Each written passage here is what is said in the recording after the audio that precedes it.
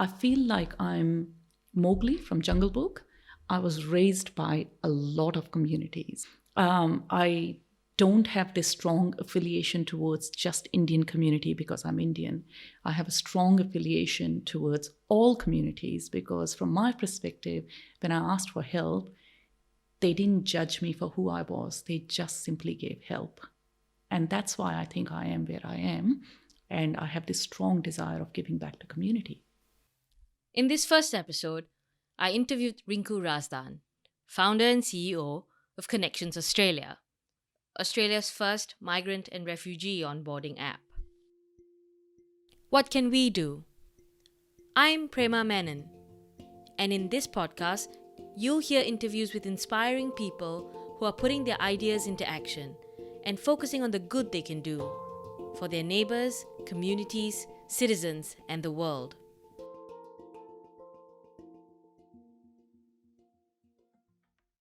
Rinku was born in India and was the youngest in her family. Everyone doted on her and did things for her. She began her migrant journey the same way many Indian women do, by getting married to an Indian man living overseas through an arranged marriage. I came to Australia because I got married to someone who lived here. I was married for 7 years to this person. The person had significant mental issues, so it didn't work out. To give my son the best chance I could to make a better life, I literally walked out with $20 in my hand, a suitcase full of clothes, and my then 3.5-year-old son. It was the only option left for me at that time to make a better life for myself and my son. And that's how I really think my journey started in Australia. The life she led in Australia was very much confined to her domestic life and her work life. She had no autonomy or a social circle of her own. When she made the difficult decision to leave this marriage 15 years ago, the stakes were high. She found herself stranded, with no money, no home, no family support or a network of friends to call her own. No one to help her navigate her life in Australia as a newly single mother. She had to start rebuilding everything from scratch, an experience that has influenced not only her approach to life, but her desire to help others going through the same type of experience. Connections Australia. It's an organization which is formed by the migrants for the migrants, and it's Australia's, if not world's, first digital platform. It's a one-stop multilingual digital platform that uses data and API to instantly connect any new arrival in a city or a country to key services like settlement information, your community, events, services around you, and jobs. We did this interview at Rinku's house. The first thing I noticed when I walked into the living room is a huge, framed, candid photo portrait of her son. When she talks about how she struggled in the first few years, you realize that it was a singular focus on her son that kept her going. I've always been very determined, or some people say almost dogmatic. I started setting small goals for myself. First year, we pretty much lived on loaf of bread, peanut butter, and jug of milk for, I think, about 6 to 8 months. We had nothing else. We had one mattress. We slept on that mattress. But my aim at the end of that year was to basically just increase the food intake that we were taking so we could actually have decent food.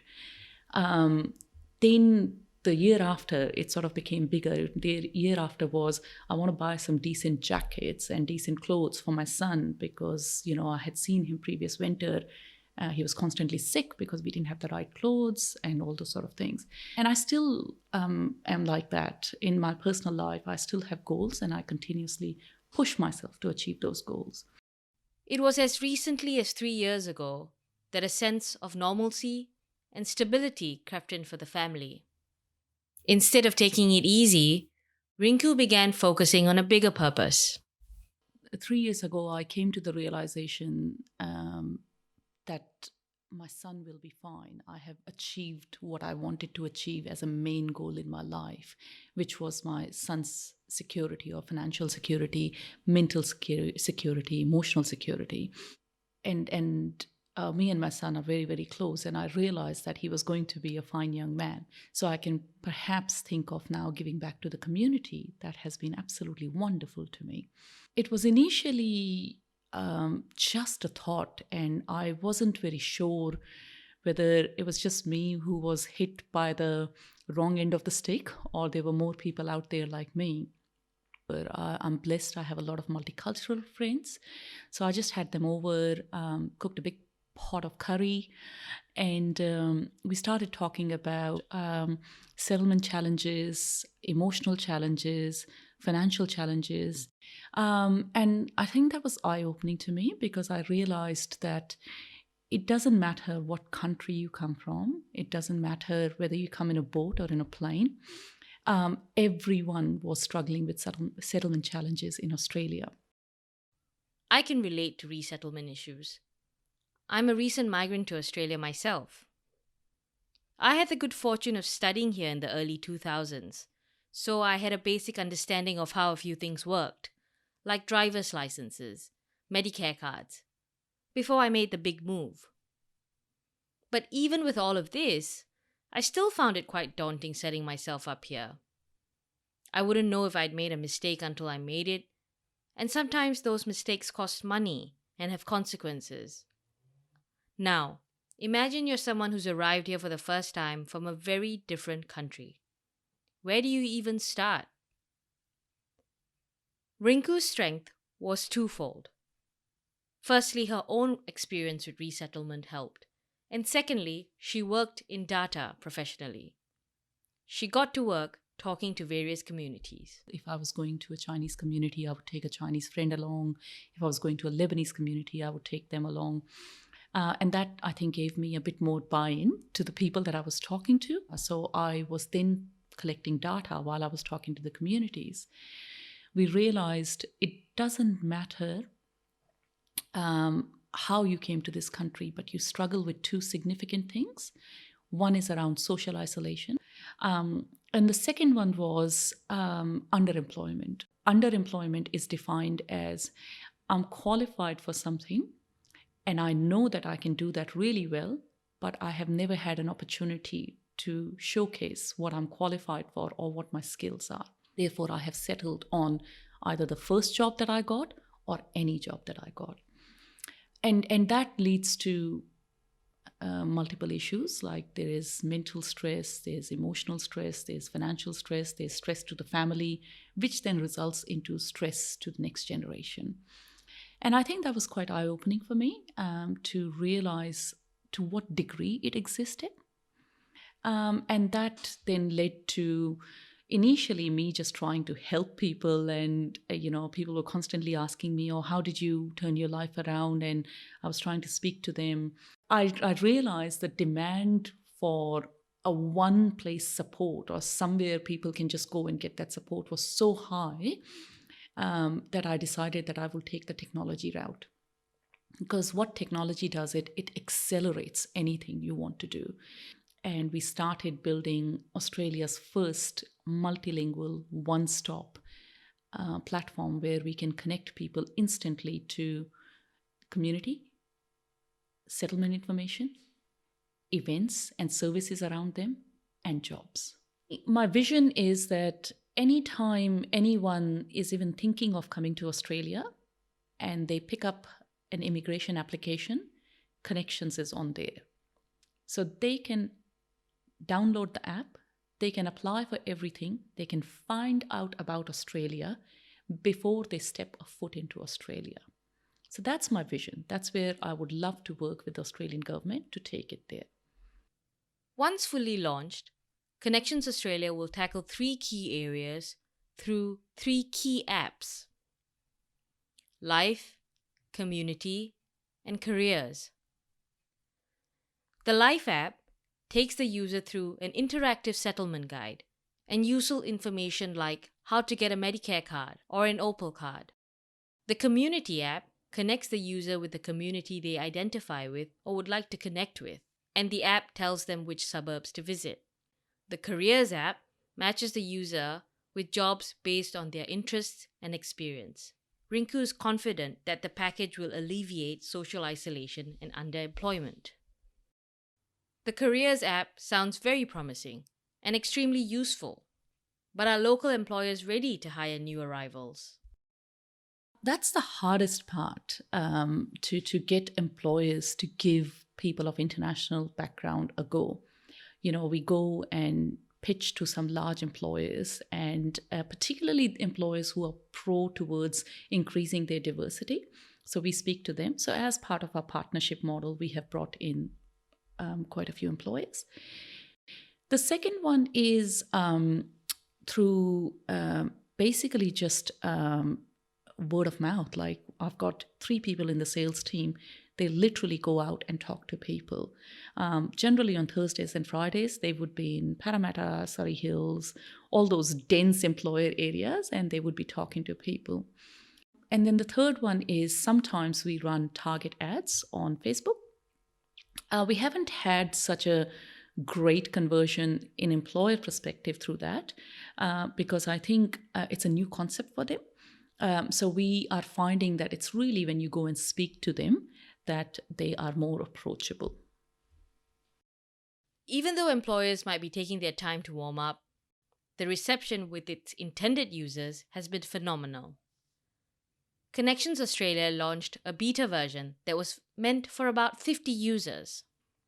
We had a pilot in January. It went gangbusters overnight. So we knew that we had legs in what we were trying to do. But the most important thing is it gave us some really valuable feedback to not only improve the product, to some extent pivot the product. Building this app was just the first of many steps. It took several rounds of testing to really ensure that the product would serve the population that Rinku cares so deeply about.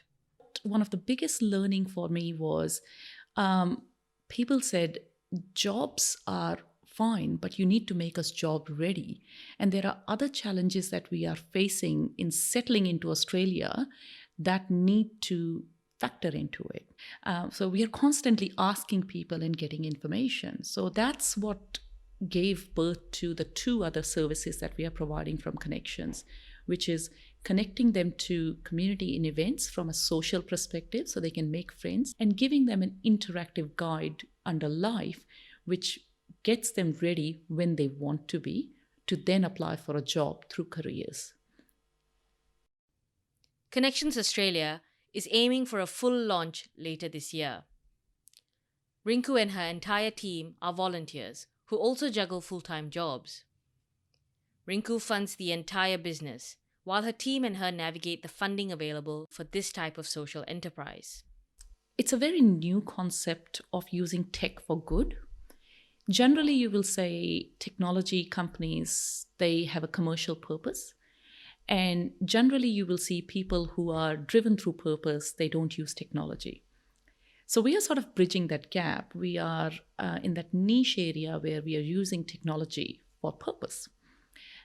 Most of the community grant applications, they are for a tangible thing. Like, you're building a park or you're building a community center or stuff like that. Whereas we're building a digital platform. It's not a tangible thing, and it will take time iteratively to make it better. So I think we miss out on those community grants because we're a digital platform, therefore we are seen as a tech platform, therefore everyone in the community sector assumes that we will get a backing from a VC. But then when you speak to investors, they see it as a charity. They go, well, this is a charitable thing. You're doing something good. So really, you should go to the Australian government for funding. And they should be funding it as a grant because it's a charitable thing. So we are absolutely stuck in the middle. And I would love for someone to bridge that gap for me, because without any support, look how far we have come. In the last 2.5 years, we have worked every night and we have worked every weekend. So that's the level of dedication the team has. The cost of funding this isn't just financial, it's also personal. Rinku reflects on some of her unique challenges. I say this all the time. I said, I'm a mum. I have given birth to a child. And I'm telling you, this is the hardest thing I have ever done in my life. A real understanding of what it is to be in a country, because generally, if you're not born in that country, you don't have extensive network. And I feel like I'm in this absolute niche category because one, I'm a single parent, two, I'm a woman, three, I'm a migrant. So I think I'm in a very niche category, and I'm not one of those young startup people. So I think all of these put together, I'm sure people look at me and go, what is wrong with her? I didn't see it coming that being a woman entrepreneur provides a different lens than being a young male entrepreneur. I certainly didn't see it coming that there's a taboo attached to the word migrants, because all my life I have proudly said that I'm a migrant and I bring so much to this country. Vice versa, the country brings a lot to me too. I did not see that coming, that if we create a platform for migrants and refugees, we would be treated as marginalized. Whereas I think about it, I'm like, if you look at Australia, pretty much everyone is almost a migrant, whether you're a first, second, or third generation, you're still a migrant. I didn't see that coming. And hence I say this all the time. In terms of challenges, we've had numerous amount of challenges, and we still do. But the only thing that keeps us going is that we are absolutely determined to drive the difference and do it well. Rinku represents that difference. And being a migrant Indian woman in the tech industry, she has stayed true to her purpose. Always have values and integrity. Always. Nothing in your life should be able to compromise your values or your integrity. 2, be a problem solver. Don't be a problem, be a problem solver. It doesn't matter what job's been given to you. Be respectful and do the best that you can do at that job. Come up with ideas on how you can make anything better. It doesn't matter whether it's a small problem or a big problem. Because when you do that, you get noticed, you stand out from the crowd. And when you stand out from the crowd, you get opportunities. Think about, if I do the job that I'm given and I do it really, really well, it will lead to an opportunity. Rinku said that she never dreamed risking everything to start a life with her son would lead to her helping so many others start their own. And she feels that taking a risk is the only way forward sometimes. I would say go for it. That's what I would say. When you start young, no one knows how your life is going to turn out. There's no crystal ball that's going to tell you, if you take this path, this is how your life is going to turn out. So if I would not have made the changes that I did or taken the risks that I took, I wouldn't be here. The more you mull over it, the more you are losing time in trialing what you want to do. There is no silver bullet. You may or may not succeed at it, but at least you won't die wondering that you didn't do it. Rinku's interview left me feeling like I could conquer whatever I set my mind to focus on solutions rather than problems, and to just do the best I can with whatever I undertake. That's exactly what this podcast is for me. My way of contributing to a more positive conversation on how we can look at making life a little better in this world. Thank you for listening to this first episode, and I hope you'll tune in for the future ones. What can we do? Ideas in action.